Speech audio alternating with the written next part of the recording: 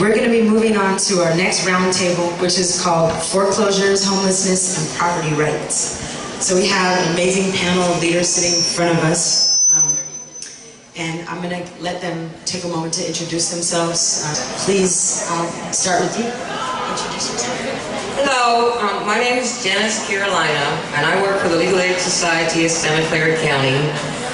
We deal with housing discrimination, subsidized housing issues, and tenant landlord issues.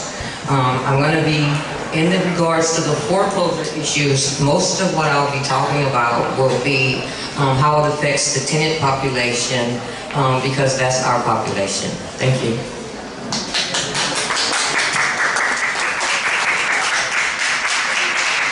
Hello, my name is Marilyn Reynolds, and I'm a member of ACE. ACE means Alliance of Californians for Community Empowerment. It's a grassroots organization just formed by people in the community who are tired and don't want to take it anymore. And we have decided that we would champion the cause of the foreclosure crisis. There are so many people who have lost their homes. Oakland had 1,500 foreclosures last year, and double that number of homes went into default, meaning they're headed for foreclosure.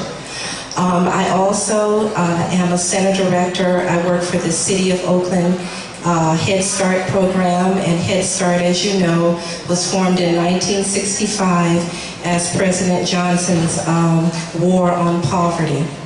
And so the population I work with basically are in poverty.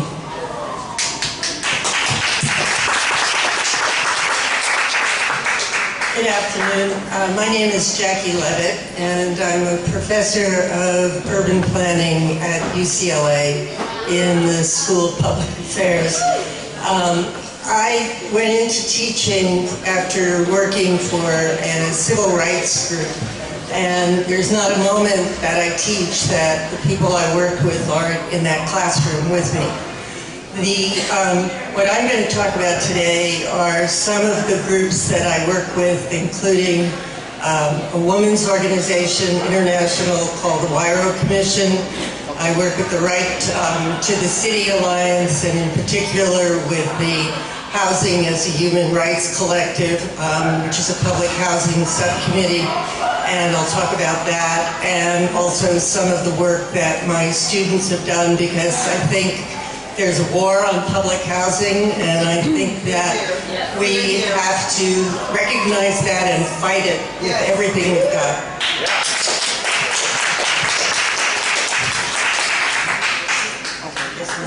Okay. Hi. My name is Mary Quinton, and I'm with the CHAM Deliverance Ministry, and that stands for the Community Homeless Alliance Ministry. I'm relatively the new kid on the block, and I've been with CHAM for 4 years. And I'll be talking about homelessness and hopefully debunking some prejudices, opening some people's eyes, and throwing out some facts and figures. And you know, it's my pleasure to work for CHAM and to help God's people. And I'm so happy to be here, because what we need to do is speak our voice, make people hear us, and we can make a difference. Thank you.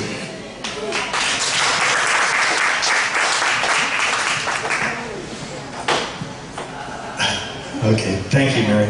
I'm Sandy Perry. I'm also with CHAM Deliverance Ministry. I've been there a little bit longer, for about 20 plus years.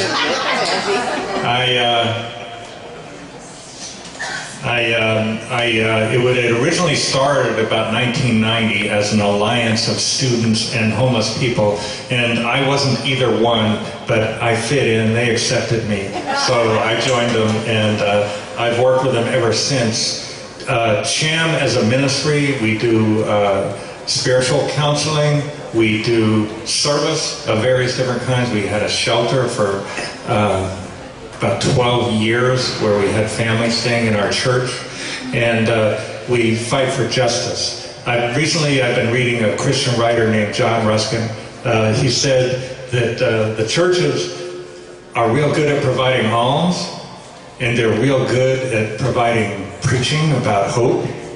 But what the churches in the main do not do is the one thing which God orders us to do, which is to provide justice. And so that's what CHAM is dedicated to doing that. And that's why I've stuck with CHAM over the years.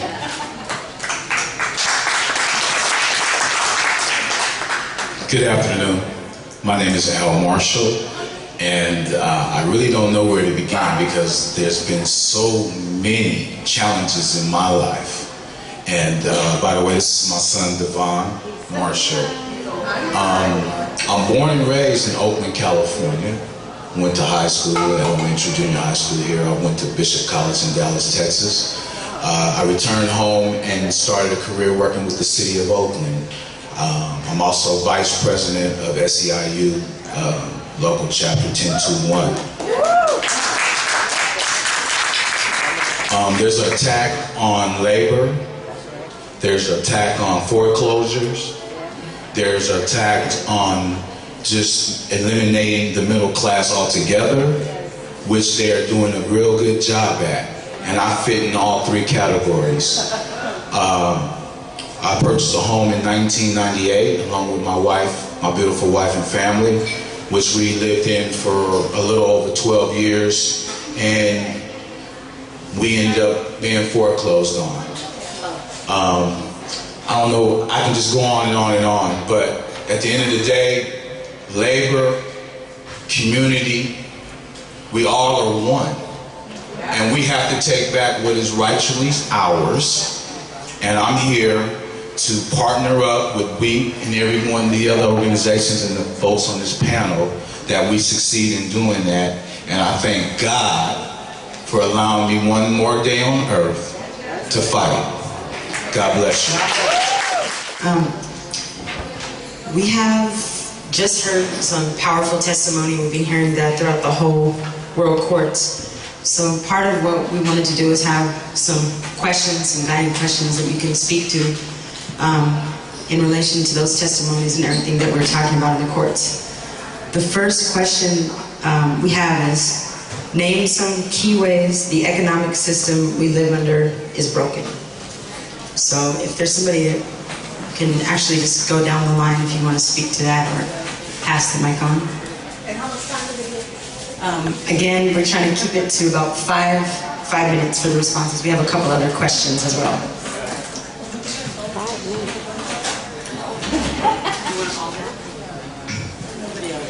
A system is broken anytime anybody is homeless, anytime anybody can't get medical care, anytime somebody can't find any food to eat. A system is broken. A system is broken when there are services available to help these people and they tear them apart. They say, no, we don't want to help those people. We want to make the rich richer and we want you to go away. I'm not going.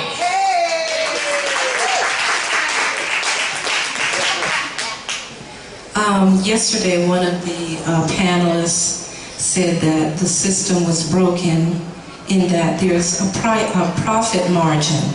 The banks, the bottom line, as far as the foreclosure crisis, it was engineered. Imagine this scheme. I have a sea full of qualified borrowers, good people who've kept their credit up, and I'm going to come up with a scheme how I can get them to pay the most and increase my profit margin. So this is a scheme. I'm going to inflate the price of homes. I'm going to grant as many loans as I can because these are good people, you know? They wouldn't dare default on the loan and ruin their credit. But guess what? They got food because some people figured out their scheme. Some people couldn't help it. They lost their jobs through some circumstance. They fell into default. And that's one scenario. But some people actually figured it out and said, you know what? This house never was worth $600,000. What? I'm locked into a $600,000 loan at 7% interest. What the hell is going on?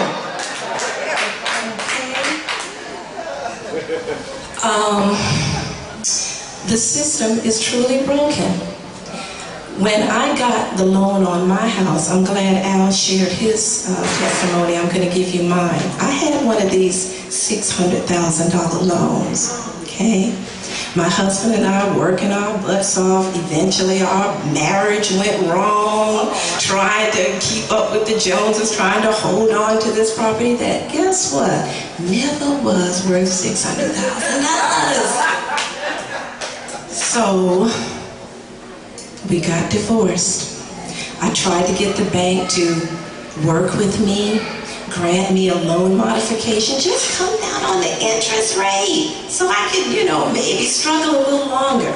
No, they don't even want to do that. But I know that they can. You know how I know? Because before everything went awry, my husband and I were investigating with another lender getting a lower interest rate. When the bank got wind of that, all of a sudden we got a letter from them, oh, we're going to go down on your rate. So with the stroke of a pen, we know they can do it.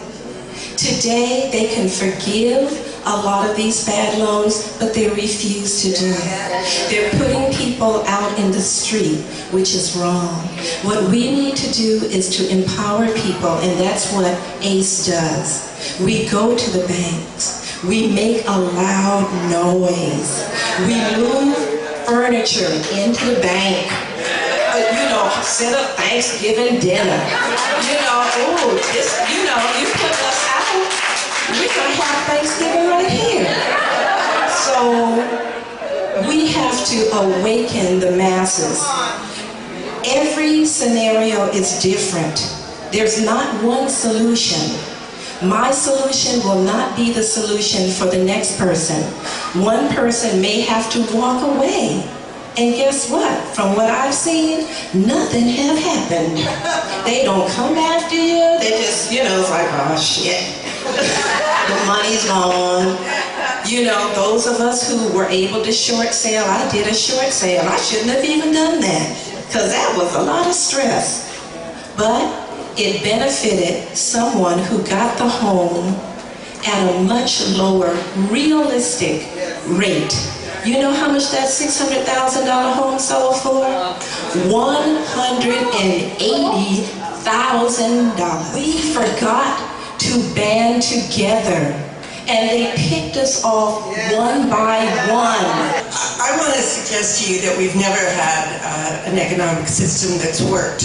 I don't think it's a question of, is the economic system broken? It has not worked for people of color. It has not worked for women. It has not worked for anyone who is poor.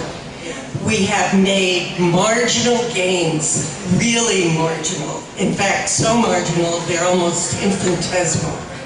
And I think that anything that allows women to have a voice, I thought your poem, your song was extremely moving. Many of us in the audience were crying along with you. And I think that we have to understand that this is an international problem.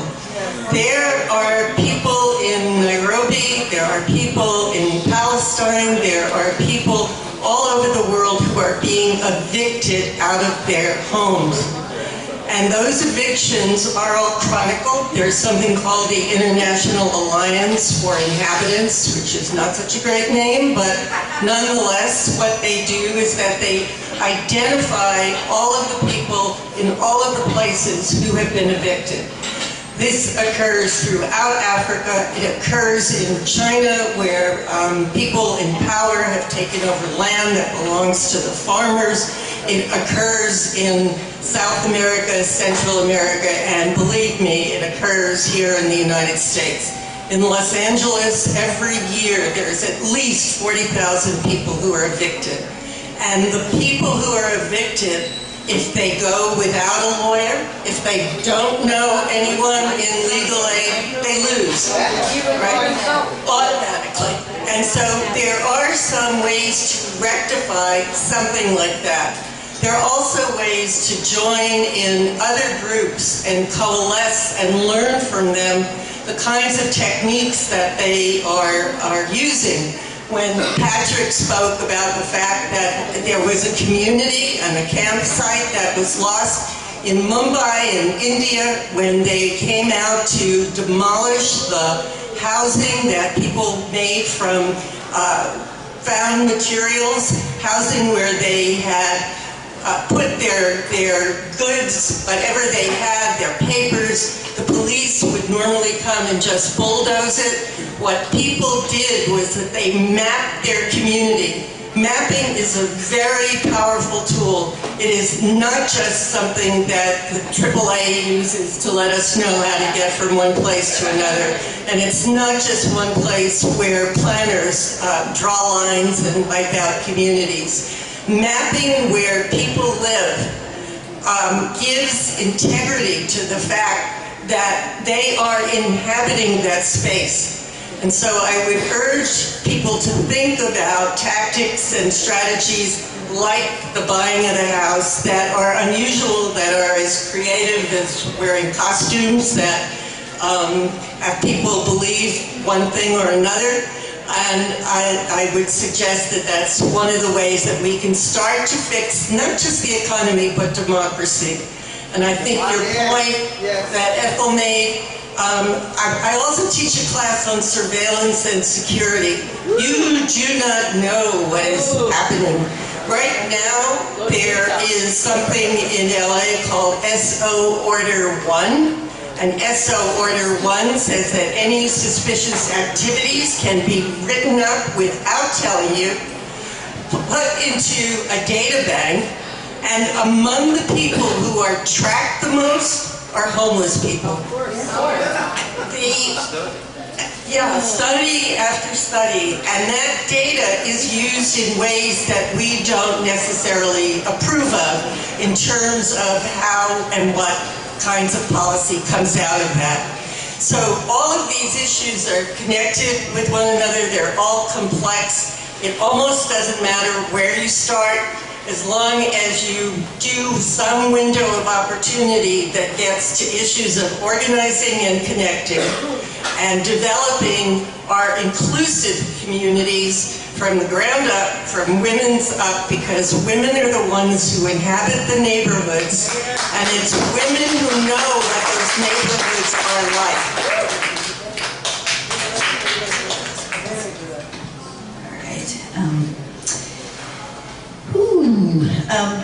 You know, my background is in accounting, so I'm quite familiar with numbers and percentages and stuff like that. And when I did my research and my homework, I could only come up with statistics from 2008. And in 2008, it said that there were over 600,000 homeless people, that they know of. And that equates, and about 1.5 million people every year at one time during the year have to visit a warming shelter or a warming center. And so that equates to about 1 in every 200 people. Now, I don't, like I said, that those figures are from 2008. And those are what, probably based on unemployment figures, that number is probably much higher than that. Much higher than that. And it is also a situation too where homeless people are treated like, they're being treated like criminals. There's been legislation, there's been, like in 2009, supposedly the Obama administration put something for the reinvestment and recovery. And it was supposed to filter down money through HUD, which would give approximately $500,000 to individual agencies. $500,000 is huge for a homeless shelter. Where's that money going? Nobody's seeing it. Where's the accountability? There you go. There you go. personally have been homeless myself, and it's by the grace of God right now. You know, I've got a definition of homeless right here in front of me. It says, well, there's no one agreed upon one definition, an individual who lacks a fixed, regular, adequate nighttime residence. You know, there's a whole lot of people that are like that, you know? I mean, you're not considered homeless if you're sleeping on somebody's couch, but you really are. You know, it's not your place. We all have that right. We all have that right. And the discrimination against homeless people it's just crazy. You know, the Lord gave me something. He said, I wanted you to look up hypothermia. I looked up hypothermia, and except for the one telltale symptom, people with hypothermia stutter, they disoriented, they make errors in judgment, and they're suffering because they're cold. Now, you have somebody uneducated without a heart is going to say he's a drunken sot and he's probably homeless. We had a situation in our church where a man that was in a diabetic coma, the police thought he was drunk and beat him up. So the system is broken because evil lives. I'm a Christian, I know what evil looks like. It lives and it's been allowed to live, and the system is promoting the evilness and not doing what it's supposed to do. Plain and simple. You know what? It's broken because it's evil. Thank you.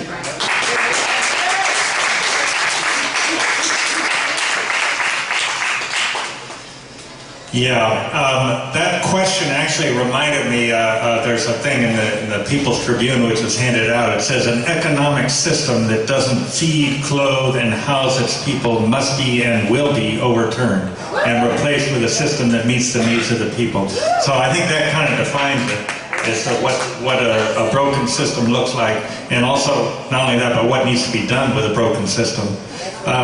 One of the things we did at CHAM was we,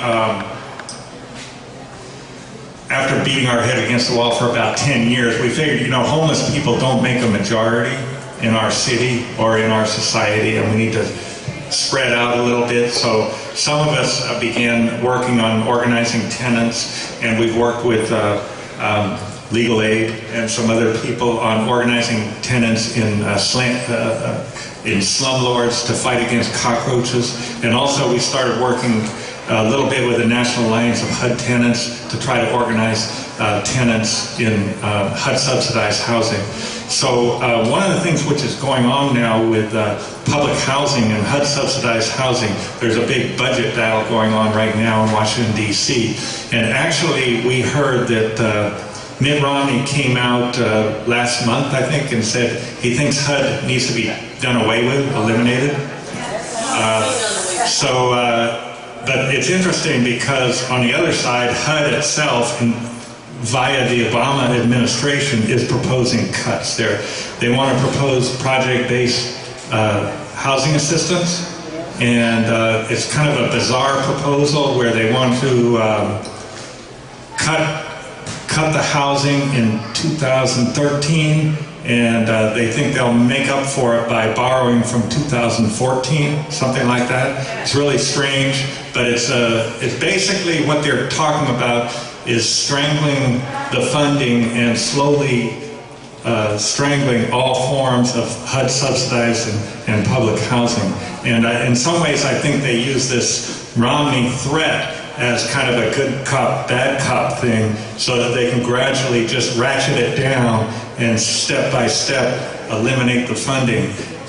There's actually a lot of special interests that make a lot of money from HUD housing, so I don't think they're actually going to get rid of it right away, because I think what they're actually trying to do is to increase people's rents, reduce the programs, reduce the units, privatize the public housing. There's a whole series of schemes.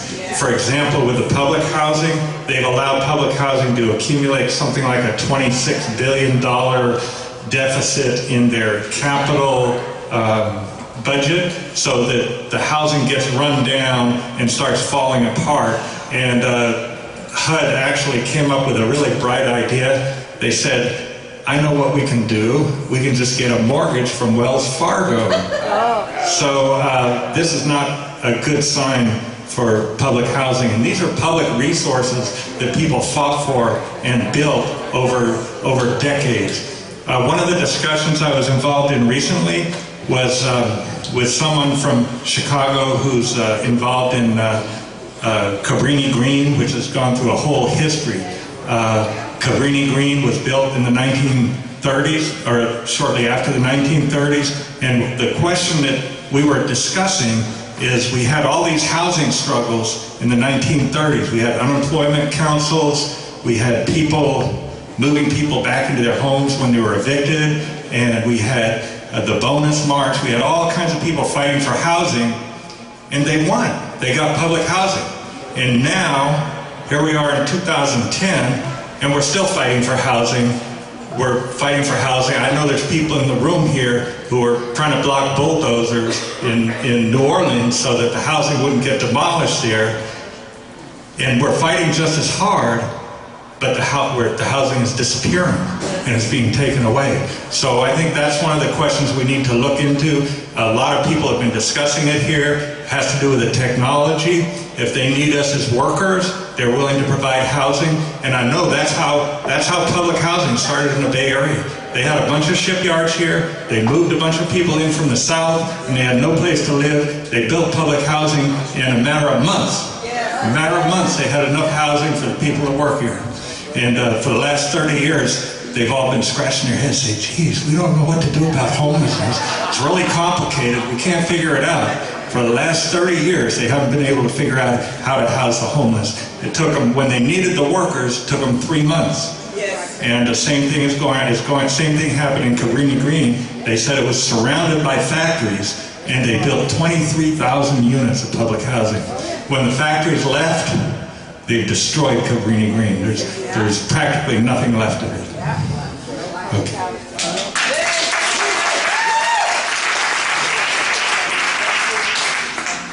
Hello again. I'm going to keep mine short. This is a very strong panel. It's a privilege to be up here with you. Basically, it's the 1%. They woke up one morning and decided they want everything. They have completely wiped out the middle class. If there's a few middle class around here, they're on Novocaine, because guess what? There is no more middle class.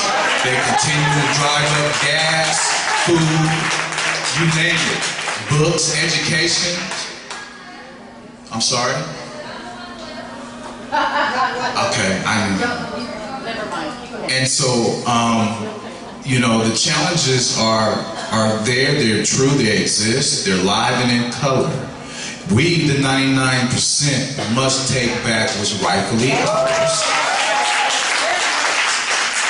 Today, thanks to we, I love women. Let me tell you, God created you all. You are the greatest thing on earth. And He knew exactly what He was doing. So like I said, I'm going to keep it short because we had some real good response, and I'm sure we're under some type of time restraints. The final question we have for you is, what is your vision of a new society? One that meets the needs of all the people and not just a tiny few. What actions and strategies can we take in our own communities to transform our economy? First off, just being here, I'm just overwhelmed. I mean, I have this thing when I got here. I do this every day, and I see all these people. Even with the foreclosure crisis, what we're missing is we're not talking about the people that are in what's supposed to be housing, okay? What they're in garages, they're in trailers in backyards, they're in homes where the landlord has taken a 3-bedroom house and made it a 10-bedroom house. There's no heat. They don't have access to and I came here still with that thought in my mind that if we do this together with the system in place and we try to work through it and around it, something's gonna happen. But I want to say to everybody in this room, thank you for opening my eyes. Because when I go home Monday, I think that now what we're gonna have to do is not let the court tell people that a 30-day notice to get out of your house is okay. because it's not. What we need to do is take our tenants and our workers, the few that they've left, and walk to that courthouse and tell that judge no. No more 30-day notices for grandma to move to the streets. No, we're gonna walk to the rent control board that is responsible and the code enforcement officers for these habitability issues and tell them no. No. We got resources. If they can't help them people fix them houses, then damn it, we can. We will take the tenants, we will walk together as tenants. We got people that are tenants that can build. They can put in heaters. We can find refrigerators. We can take them little pieces they done took and made a house and move them. We got property in San Jose nobody's even living in. Well, come Monday, I'm gonna get a group of people and we're gonna move in them. We're gonna move in them. They're gonna make no sense. That's what I'm looking to see. I'm looking to see no more. No more. No more. On Monday, Sandy, you hear me talking? Because me and Sandy march together. Sandy, we can't do this no more. And a new system says this is our world, this is our country, we belong here, we're people, we matter, and it's time for us to stand up and say no more and make the changes ourselves. It's called justice by just us.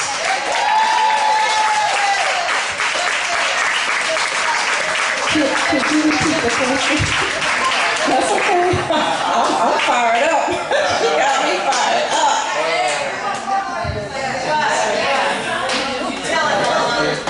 That's my mom right there.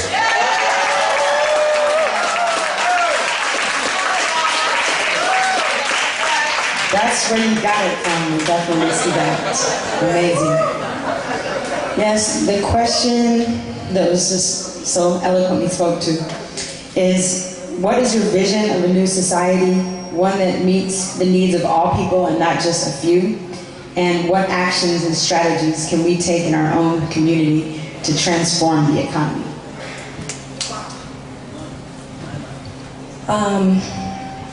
My vision, I actually have been living my vision because I came to the realization early on that if we don't help each other out with housing, if you have a house, help somebody who doesn't have it. This same friend whose daughter saved me, she was homeless at one time. I had at that time 2 houses. I let her stay in one of the houses with no rent. I kept paying the mortgage on it.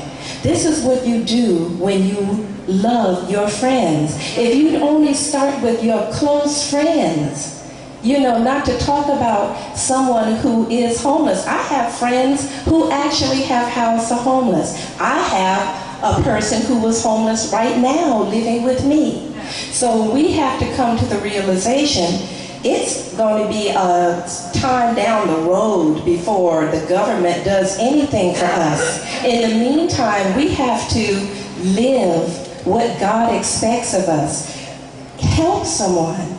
You know, there was one of the testimonies, the person said, when I see people standing together, it gives me hope. That's what we do in ACE. If somebody does have the will to fight for their home, we go with them to the bank, we help them fight. There's one lady I could tell she'd never done anything like that. She'd probably never been in, you know, she was, you know, probably at one time a part of the 1% or close to it. And, you know, she stood in the bank with us. She was the victim, but we were just yelling and shouting. And then I put my hand on her shoulder and I said, you don't have to say anything. Just let us do everything. And we're this close now. You know, we're like sisters. She's white, I'm black. But I'm yelling for her, I'm trying to help her, and you know what? We convinced Union Bank to give her loan modification. Now she's out there yelling, helping somebody. So it's about community coming together. Okay. Forgive me for being a little teachery at the moment. So public housing in the U.S. started in the 1900s and in World War I, and it was designed to house defense workers. And in the 1930s, after Eleanor Roosevelt whispered a few words into Franklin's ear, although apparently they weren't sleeping in the same bed, but whatever. The second public housing, which didn't come until 1937, his first act was to bail out the banks, FDR's. Public housing was a jobs program, short and simple. Yes, those defense workers were brought in. Women never had it so good in the sense that there was more child care than there had ever been. And that was taken apart subsequently. So one of my visions, and one that I actually said to former Secretary Cisneros when I kept saying, we have no housing policy, and he stood up and he pointed his finger and said, yes, we do. It's called homeownership. I want to go back to the fact that while homeownership is held out as the American dream, and it is certainly one way to deal with the housing crisis, that public housing is an important resource. It's a permanent resource. I think if we can get rid of HUD, we should. Because I think we should combine housing with jobs. I think that the Department of Labor, and God bless Hilda Solis, is weak right now. And I think that the labor movement, with all due respect to my fellow panelists, and I've worked with SEIU with home care workers in LA, that the labor movement, which was responsible for getting public housing passed, that they need to come back into the housing fight, and I welcome the fact that they are doing that with the foreclosures and with Occupy. But what Sandy talked about is a total deregulation of public housing. If the government is allowed to do movement to work, which is a hell of a name since it has nothing really to do with work, it basically allows the housing authorities to use their money whatever way they can. Now, some authorities may do a good job, but the people who are hurting the most are going to be the people who are the poorest. And that's going to be women and kids, and it's not going to be pretty. I think that there are ideas like limited equity co-ops, which have been successful in some places, that also requires an attack on the banks, because banks don't like to give loans to co-ops. Limited equity co-ops becomes another way in which home ownership can be accomplished collectively. So I think that has to happen. Ultimately, I think it's a dual strategy. I think there have to be people on the streets. I think there have to be people occupying. And I think that there has to be a push for changing tax laws, for redistributing wealth, and for taking the reins of power, and we can do it. I mean, I'm quite convinced of that. I tell it to my students every day.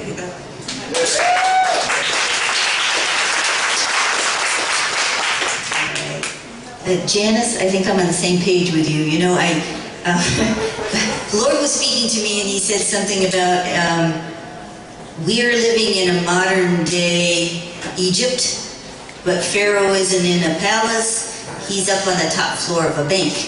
And there's more than one Pharaoh right now. So we need to go to Pharaohs and say, let my people go. And if you read the book there, you know that it didn't work out too well for Pharaoh. So the thing is, what I want to do is, I think the first thing that would help is for everybody to just have hope. Being here gives us hope. Being here, coming together, we can do all things through Christ who strengthens us. We can go to Pharaoh and say, let my people go. And then also to get a change. So long as all our needs are being met, we can I was at a breakout group with Corinne back there, and she was talking about in Bhutan, instead of the gross national product, they call it the gross national happiness. So, first of all, we fight for what is ours. This country, if we can get Pharaoh, as we call him, in 1948, this country signed an agreement. It's called the Universal Declaration of Human Rights. And as far as I can see, they're not upholding their end. Okay? First of all, they gotta be accountable, make them accountable, fight to make them accountable, get what we need, and then we know how to make ourselves happy. But the thing is, there's 127 scriptures in the Bible that talks about the poor and the needy. And my favorite, it says, those who mock the poor make a mockery of their creator, in other words, and you don't want to be doing that. You do not want to be doing that. So I would just, the Lord is not going to allow this, but we are the extended hands of God himself, and we are there to help our brothers and sisters, to bring them back from the brink, and to let them know that we're not alone. So long as we talk to one another, so long as we spread the information out, there's always hope, and there's a future.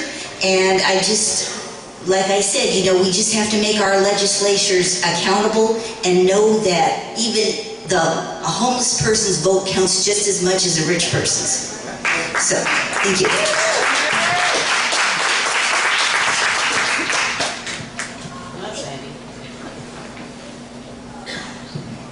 Okay, thank you. Yeah, very briefly, my vision of a better society is a cooperative society, a society that puts human rights above property rights. It's really very simple. It's not rocket science. It's religious, according to religious principles, which is respect for human life. And right now, our society is operating in such a way that it's respecting only property rights, and human life is not being respected. In fact, one of the speakers yesterday, and this whole question of the broken system keeps coming up, and people say the system's always been broken. Well, that's true. It's always been broken. But there's broken and there's broken, and what's going on now is, as Rich Monet said, there's more people dying now, and there's more people getting ready to die. Jerry Brown is getting ready to just completely gut CalWorks. The sister down there was talking about her niece that died from lack of food. And so what we've got going on now is death, and America is developing a culture of death to support this kind of stuff and it's destroying us. It's ripping out our soul. We have, but the answer is, I think, like Corrine was talking about, to develop new centers of authority that reject this culture of death. What's that? Okay, yeah, and in order to do that, the first thing we have to do is to fight.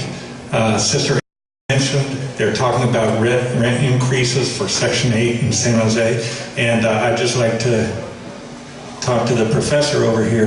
This is a moving to work program they implemented in Santa Clara County, and we said, oh, Santa Clara County, they've got a very enlightened housing authority. We've always worked with them in the past. And then they actually sneaked this thing through a public hearing process without telling anybody they intended to increase people's rent from 10% to 30%. And we wouldn't have even found out yet, except for the lawyers connected with Janice and the Law Foundation. They told us last week this is going on after it had already been adopted. So we're going to take action now. And if we don't take action, we're just going to slowly die. So that's the first step. But then really begin to organize. We have to organize a large movement. We have to build a social movement and organize along class lines, along the 99%, the have-nots, and not get caught up in social divisions or not get caught up in extraneous issues, but stand up for the rights of everyone. The system is right now it's teaching us that workers in this system and working people in this system have no rights that the system is bound to respect. And unfortunately, we're still just waking up to that. We think somewhere, somebody up there is going to take care of us, but they're not. They are actually preparing for our death. So we need to get, like the sister said downstairs, it's serious business. It's time to get serious.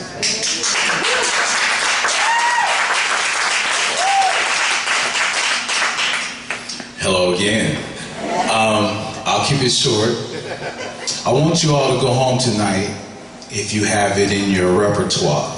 There's a song entitled "The Greatest Love of All."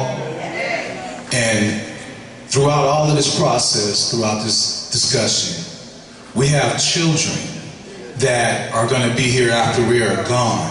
And we need to make sure that we educate them and preparing them, because we're not going to get them totally out of this struggle. We're at the beginning, but they're going to have to come on, and we're going to have to pass the baton to them. And they're going to have to take the lead one day. So let's tear down the jails and build more schools and buy more books and educate our young people so that they can succeed. Thank you. Thank you so much for all of those words. And I know we're on a very strict timeline, but I just have to say that I got thrown into moderating this by Abdul. Of course, I'm used to it, but I had no idea, you know, how close to home this would hit until hearing all of you. And, you know, just there's a little piece of what every one of you said that actually hits home that I didn't realize about, because I don't know where my mom is, but she can attest to this, that in the past year, or actually 2 years, every single one of my family members, my brothers, my nephews, all of them have slowly gone back home to a 2-bedroom house into 3, 4, like making the barriers, like you said, creating new rooms. Living room, there's no living room, you walk in, it's a bed. And myself as well, with like what you were speaking to about having to step up and share your housing and make it happen. And definitely I experienced that as well. So I didn't realize how much this hit home and everything that you guys are talking about, because I think we just get numbed out. It's just everyday life and it's just what happens, but it definitely makes me look a little deeper at, root causes of things and where we need to go. So I just want to summarize real quickly a couple of the points we had, which were no more, we're not going to take this anymore. Justice by just us, which I really love that. Community coming together, which we were speaking on. A dual strategy of people on the streets, combined with looking at policymakers to redistribute wealth and take a serious look at that. Talk about having hope, and I'm definitely a firm believer in that. Human rights above property rights, and just bringing it back to the priorities: less jails, less punitive measures, and more schools, education, just the important things. So I appreciate so much your wisdom.